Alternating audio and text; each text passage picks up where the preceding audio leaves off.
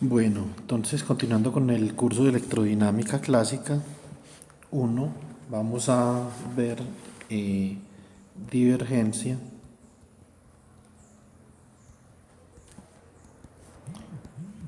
y rotacional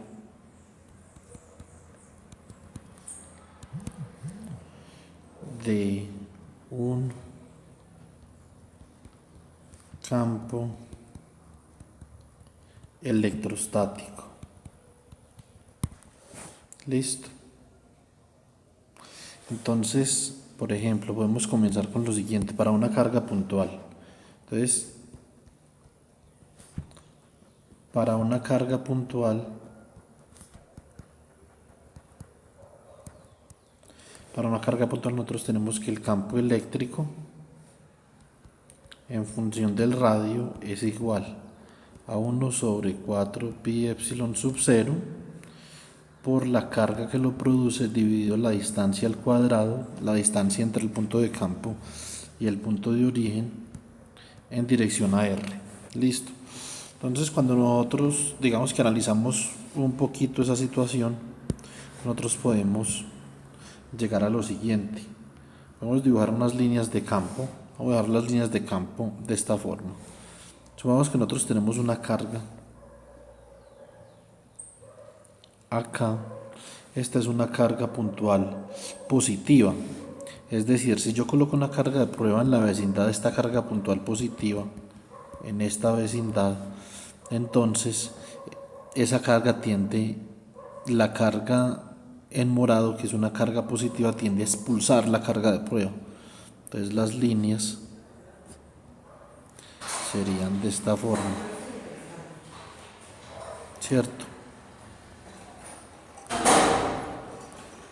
Es decir, obtenemos una divergencia. Las líneas de campo divergen de la carga puntual positiva que está generando el campo eléctrico, ¿cierto? Entonces así podemos dibujar las líneas de campo.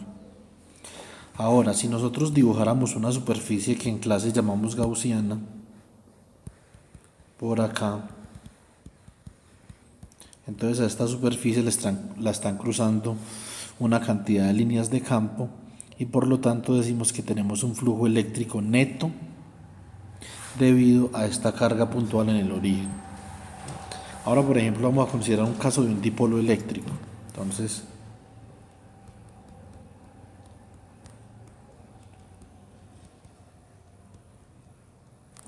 el dipolo eléctrico.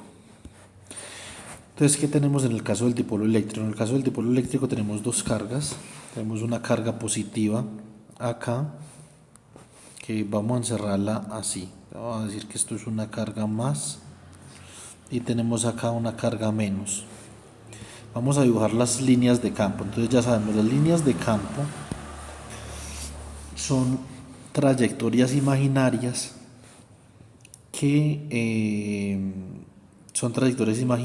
a las que se vería sometida una partícula positiva si es puesta en algún punto de la geometría de este dipolo. Entonces, por ejemplo, si yo coloco una carga de prueba acá, esa carga de prueba, digamos que tiende a desplazarse hacia la carga negativa. Lo mismo si la colocamos más arriba, entonces tiende a hacer este desplazamiento, ¿cierto? Así serían las líneas de campo entre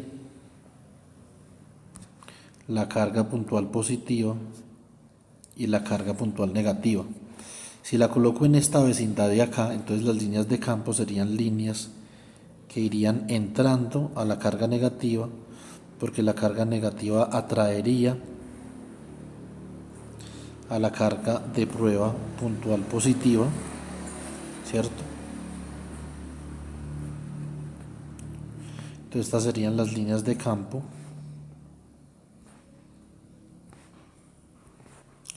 Por lo menos algo así. Ahora vamos a considerar lo siguiente. que la carga de prueba puntual positiva la coloco en esta vecindad de acá. Eso implica que acá la carga puntual positiva sería expulsada por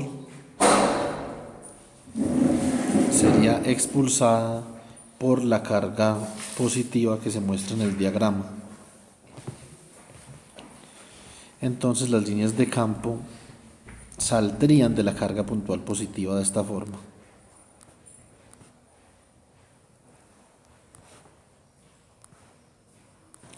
¿Cierto? Entonces, como las dos cargas tienen magnitud igual, sino que signo diferente, entonces producen el mismo número de líneas de campo que la carga puntual negativa. Ahora vamos a hacer el mismo procedimiento que hicimos arriba. Entonces vamos a dibujar una superficie gaussiana que encierre el dipolo. Eso es muy importante, que encierre el dipolo. La superficie gaussiana encerrando este dipolo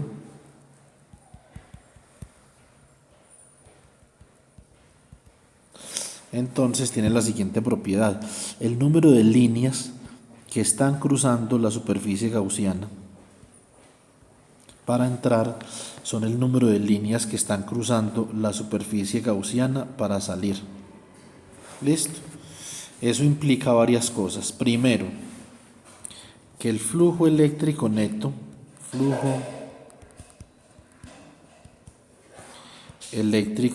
es igual a cero. Esa es la primera implicación. La segunda implicación que tiene esto es que si de alguna forma yo quisiera calcular la divergencia de este sistema, la divergencia de las líneas de campo eléctrico, nosotros podríamos ver que aquí en este lado las líneas divergen de la carga positiva, pero aquí en este lado convergen a la carga negativa y son el mismo número de líneas. Por lo tanto, también la divergencia sería igual a cero. Entonces, eso nos deja con digamos, un apartado, o nos deja con un pensamiento, que es que de alguna forma el flujo eléctrico y la divergencia están relacionados, ¿cierto? Entonces después vamos a poder comprobar ese apartado. Ahora vamos a escribir lo siguiente. De esta forma, segundo,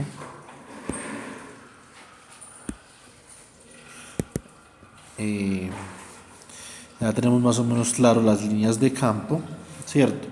Entonces podemos acá formular el flujo eléctrico de la siguiente forma. Podemos decir que el flujo eléctrico phi sub E es igual a la integral del producto punto entre el campo eléctrico y el diferencial de área sobre una superficie, que en este caso la llamamos superficie gaussiana. Entonces aquí, digamos que si nosotros calculamos lo siguiente, si nosotros tenemos este campo eléctrico en este punto, va en esta dirección, ¿cierto? Y el diferencial de área siempre es un vector que va perpendicular a la superficie, entonces el diferencial de área iría en esta dirección, ¿cierto? Es un diferencial de área y esto es un campo eléctrico en ese punto. El flujo eléctrico va a ser la integral del producto punto de estos dos vectores sobre la superficie gaussiana que nosotros hemos elegido. Y de esta forma nosotros podemos escribir el flujo eléctrico como la integral sobre la superficie del producto punto de E, punto de A. Bueno, ahora, ¿qué podemos tener nosotros en cuenta? Hay varias cosas que podemos tener nosotros en cuenta. Entonces, primero, número de líneas de campo pasando a través de la superficie S. Eso es algo importante. Número de líneas de campo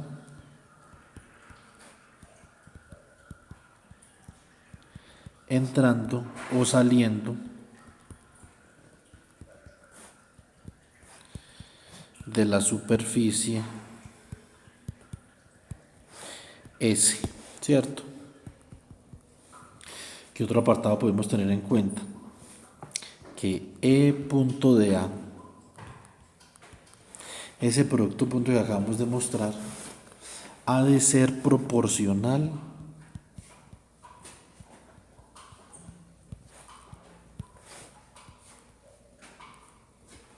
al número de líneas de campo.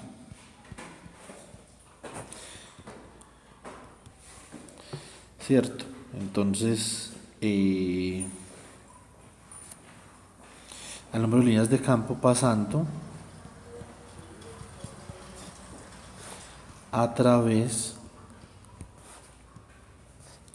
de un elemento infinitesimal de área de la superficie. Entonces, nosotros, por ejemplo, si tuviéramos aquí una esfera así, entonces tendríamos acá, por ejemplo, un elemento infinitesimal de área de esta forma.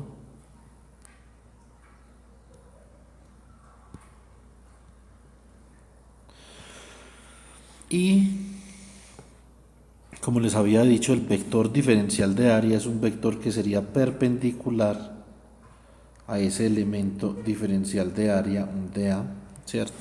O sea que un dA podría ser igual a, por ejemplo, dx de y por la normal, por ejemplo, ¿cierto? Entonces, y tenemos que considerar, para poder calcular el flujo eléctrico, cuál es el número de líneas de campo que están cruzando ese diferencial de área en algún punto de la superficie. Entonces este sería el campo eléctrico. Y el flujo, para que solo contribuye al flujo la componente de campo eléctrico que va en dirección del diferencial de área, porque yo tendría que E punto de A sería igual a la magnitud del campo eléctrico por dx por dy. ¿En qué dirección? En dirección normal, ¿cierto? O en dirección AN.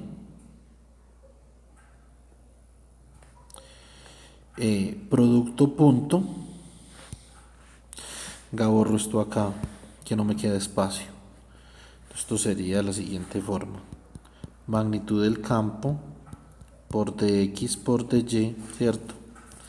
Y el producto punto de la dirección del campo, llamémosla en este momento A sub E, producto punto con AN, que es la dirección normal al elemento de superficie. Entonces solamente la componente del campo que va en la dirección normal contribuye al flujo eléctrico. Entonces, digamos que ese es el apartado importante. Ahora podemos escribir otro apartado. Podemos escribir lo siguiente. Sugiere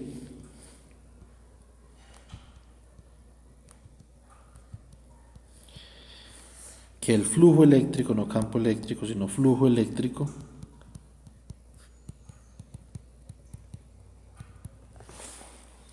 sugiere que el flujo eléctrico a través de una superficie cerrada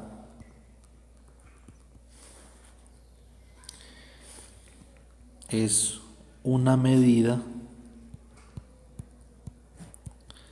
de la carga total encerrada. Entonces, ¿cómo podemos ver nosotros eso? Entonces, por ejemplo, vamos a los ejemplos que nosotros habíamos planteado, digamos que en el principio. Aquí la carga total encerrada es esta de acá, digamos que es Q, ¿cierto? Q más. Como la carga total encerrada es finita por la superficie gaussiana, entonces nosotros tenemos que la divergencia de acá es diferente de cero. En este caso, ¿qué carga tenemos encerrada? Tenemos esta carga de acá, que es Q más, y tenemos esta carga de acá, que es Q menos, ¿cierto? Como la suma de la carga total encerrada es cero, entonces nosotros podemos predecir que el flujo eléctrico neto es cero y que la divergencia es cero. Entonces, de alguna forma, el flujo eléctrico ha de tener que ver con la carga total encerrada. En esencia, este apartado es la ley de Gauss, ¿cierto? La ley de Gauss para el campo eléctrico.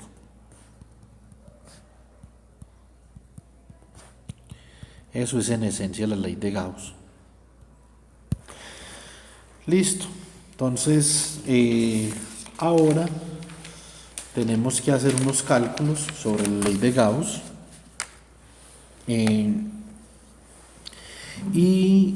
Vamos a comenzar con una simetría esférica. La ley de Gauss, una cosa que hay que tener en cuenta es que la ley de Gauss básicamente se apoya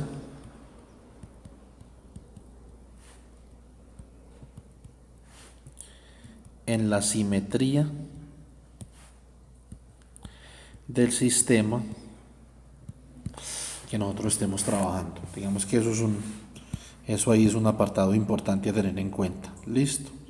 Entonces ya en la próxima sesión vamos a comenzar con los cálculos sobre la ley de Gauss y vamos a llegar tanto a la ley de Gauss en forma diferencial como a la ley de Gauss en forma integral, y vamos a ver unas implicaciones sobre la divergencia del campo eléctrico. Nosotros sabemos que los campos están determinados cuando conocemos su divergencia rotacional.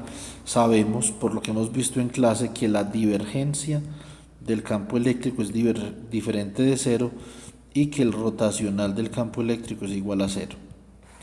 Y acá podemos ver que la divergencia del campo eléctrico en estos casos tiene mucho que ver con las cargas encerradas. Entonces, ya sea que haya una convergencia de líneas a un punto de carga o que haya una divergencia de líneas de un punto de carga. Entonces nos vemos en la próxima sesión. Muchas gracias.